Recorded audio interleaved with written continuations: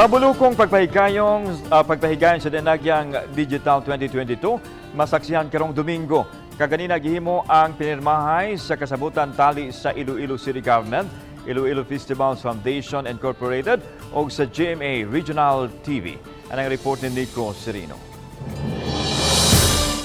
Usa sa labing nabantog og gikahinaman nga world-class festival sa nasod ang Dinagyang sa Iloilo nga ipahigayon matag ikaupat nga Domingo sa Enero. Sa ikaduhang higayon, himuon ang Dinagyang Digital nga masaksihan na karong adlawng Domingo.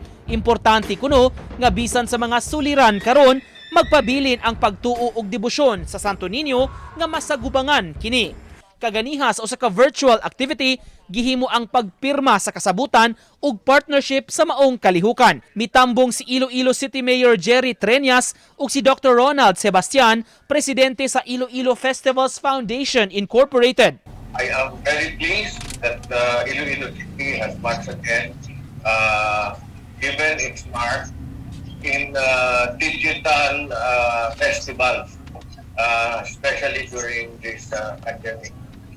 I am also giving credit to Iloilo Festival Foundation. The festival is more on showcasing what we are as an Ilonggo.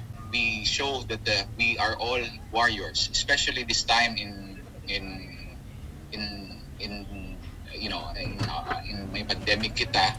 Tema sa Dinagyang Digital 2022 ang Padayon Iloilo upod kay Senyor Santo Niño. Gikalipay sa GMA Regional TV ang partnership ning gipasigarbong kalihukan. Nang hinaot si Oliver Victor B. Amoroso, First Vice President and Head sa GMA Regional TV and Synergy, nga pinaagi niini mapalambo ang paglaom, tinabangay og determinasyon nga pamatuod sa gugma ug hugot nga debosyon sa mga Ilonggo kang Santo Niño. Ug bisan sa mga hagit nining pagsugod sa laing pandemic year, masaksihan gihapon ang kakugi ug nakab-ot nga kalampusan sa mga Ilonggo ug Pilipino sa kinatibuk-an.